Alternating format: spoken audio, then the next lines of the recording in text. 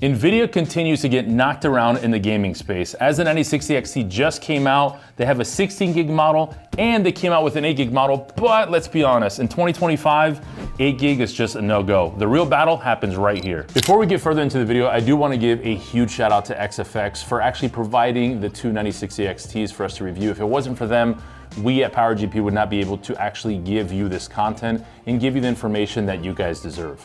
So once again, thank you XFX. Let's get right into it. All right, now it's time to get into some of the action when it comes to the 5060 Ti 16 gig version versus the 9060 XT 16 gig variant as well.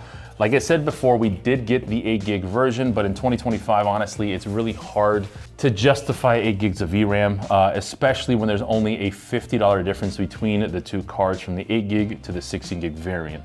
In the MSRP world, just the reference model, the 8 gig version is priced at $299, while the 16 gig version is priced at $349.99. We don't have specific pricing for this model specifically, but the rumor is suggesting this could be right around the $399 price point, so about $50 more than the reference MSRP model. And on the 5060 Ti that we did use for this video is the MSI Trio, which this one currently is priced at $550. So you're looking at about a $150 difference. There are 5060 Ti's that are priced right around the $480-ish price range. As far as MSRP goes, that's very hard to justify on a 1560 Ti 16 gig version versus the 8 gig model as well. Now, one thing I did want to talk about real quick is on this version itself, which I'm not sure if it's going to be on all 16 gig models, is right here on the back for the display connections. You actually only have 3 display ports on this actual GPU. Not actual display ports, but just display as in plug-in essentially. So you have 2 display ports and 1 HDMI, while in the 5060 Ti, which again, this is a higher end model, there are lower end models out there, this one actually gives you 4 connections for display. You actually have 3 display ports and 1 HDMI. That, for me personally, I do definitely need. As a content creator myself, and I do streaming and gaming and stuff like that, I definitely need the extra ports to actually have the extra room for monitor space, especially when I'm doing a lot of work and especially while I'm streaming and gaming at the same time. All right, so before we get into the benchmarks, let's go over the actual test bench. We actually went ahead and used a 9900X3D with Lexar 32 gig 6000 C30 RAM and an MSI X870E Carbon motherboard. We're also rocking a triple rad MSI liquid cooler as well, and this is all being done and tested in an open air test bench. So temperatures are actually definitely lower. If you put it in a case, it would be a little bit higher. All right, so we're starting with Black Myth Wukong, and keep in mind we did no ray tracing testing just because, again, AMD is still struggling very heavily when it comes to ray tracing. There was really no point. The battle was not even close. So we stuck with full-on rasterization. We did 1080p and 1440p gaming. As me personally, I feel like these GPUs are better off in that realm. You can definitely do some 4K gaming on it, but once you get into the 4K realm, it starts to struggle quite a bit. So let's start off with Black Myth Wukong at 1080p max settings. You can see that the 5060 Ti actually outperformed it on the averages at 43.7 versus 39.2, but the minimums on the 9060 XT, it actually did 32.2 while the 5060 did 23.4. I found that very interesting that the minimums were that low, but then if you went to 1440p, the story changes a little bit. The averages went up on the 5060 Ti to 46.9 and the minimum was at 37, while the 9060 XT dropped by 1 FPS on average of 38.5, but it dropped heavily on the minimum side of things at 16.8. I did run it multiple times just to see if there was some sort of anomaly and like that, and I kept getting the same results at the 1440p and the 1080p results. It was kind of crazy. Moving on to Cyberpunk at 1080p max settings. Once again, we see the 5060 Ti outperforming at 123.6 on average versus 120 on the 9060 XT. But again, we see the minimums at 1080p lower at 63.1 on the 5060 Ti, and the 9060 was actually a 76.6. So a higher minimum once again when it came to the actual 5060 Ti at 1080p. Now, on this one, the story did not change at all, actually. At 1440p max settings, 78.2 on average, so again, higher average on the 5060 Ti. Minimum was 43, while the 9060 had a minimum of 56.4, but the average of 76.2. So again, a gaming experience-wise, the 9060 XT was actually a better gaming experience at 1080p or 1440p on Cyberpunk. Now keep in mind, no ray tracing. The minute we enabled ray tracing, the 5060 Ti definitely destroyed it. Let's move on to Horizon Zero Dawn. It's an older game, but still pretty graphically intense. On this one, we see the 5060 Ti actually taking it on the averages at 168.4 while having a minimum of 100. And then the 9060 XT did 162 on average and 92.1 on the minimum. These both are pretty consistent as far as the experience itself. You can see it's very, very close, but the story does change once you get into 1440p realm.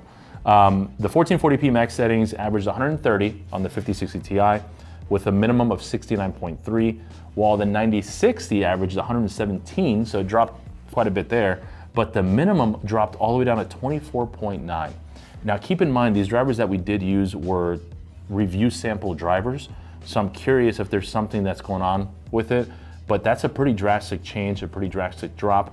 And it's kind of funny how like the tables kind of turn a little bit when you go from 1080p to 1440p. Going on to Monster Hunter Wilds, this one was very interesting as well, but a lot closer. 1080p, Monster Hunter Wilds, you have the 9060 XT outperforming the 5060 Ti, 92.5 on average, with a minimum of 16.9, while the 5060 Ti averaged 86.2 with a minimum of 17.5. So very, very minimal difference, minimum and max. When we moved over to 1440p, story continued on this one. The 9060 XT was at 75.2 with a minimum of 16.8, and then the 5060 Ti was at 71.5 with a minimum of 13.2. Again, this is with no ray tracing, it's just the DLSS or the FSR, and that's pretty much it.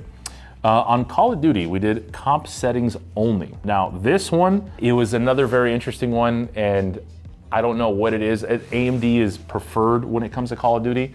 You just get such a high average FPS, but I want you to pay attention on this one. The minimums were absolutely wild. So 1080p comp settings, right? The 5060 Ti averaged 193.8 with a minimum of 31.3. It's a pretty big difference there. But on Call of Duty on 9060 XT, it averaged 230.4, so it averaged another like 30 something FPS more than the 5060 Ti, but the minimum was 2.9. I did notice quite a bit of stutters on this one. It was not a good gaming experience with the 9060 XT on Call of Duty. And the story did not change when we switched it over to 1440p.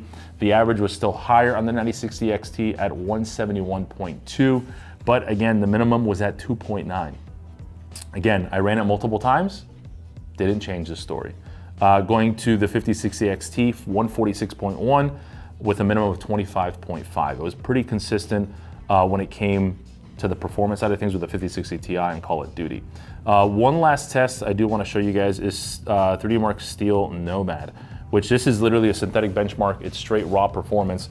You can see the 9060 XT averaged 38.3 with a minimum of 15.5, while the 5060 Ti averaged 35.6 with a minimum of 19.7.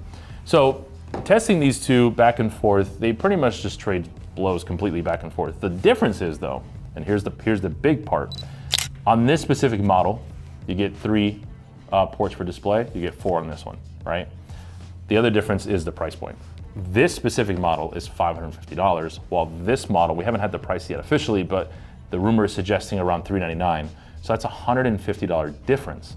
So when it comes to choosing between these two cards, it's a $150 gap. That's quite a bit of a difference. That's a whole CPU upgrade. That's more RAM, that's more storage. So if you're building a PC and speccing it out, you kind of have to make the choice between the two. It's very hard. The biggest thing is going to be availability, and hopefully these don't get marked up too much, especially how we've been seeing the GPU market has just been all over the place.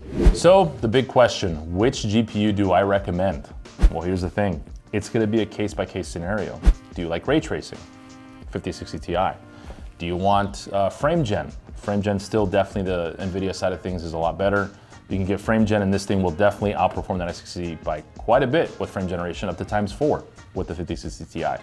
So it really comes down to a lot of the features. Do you want 4 display, connections? Is it okay with 3? Wattage-wise, they were very similar. Temperature-wise, they were very similar. They both rock 8-pin as well. Very similar cards. It just comes down to what is your case scenario, which I've noticed in this day and age now with the technology, what's happening, Intel and AMD, even with CPUs, they're very close in performance. It really comes down to case-by-case scenarios, what you're using the PC for. So I would personally say if I were to recommend a GPU to someone that's getting their first PC, depending on the game they're playing, I'd probably still lean towards the 9060 XT just because of the price point is just so good. If you can find this card at $399, while these cards, the 5060 Ti, you can find, I think the lowest I saw current pricing was at $479.99. So about an $80 difference, but that $80 can definitely go to something else. If you just don't care, then yeah, I would go with the NVIDIA side of things just because the features are really nice. All right, thank you guys for watching. Make sure you subscribe, make sure you like, and let me down in the comments, which one are you planning to get? Subscribe.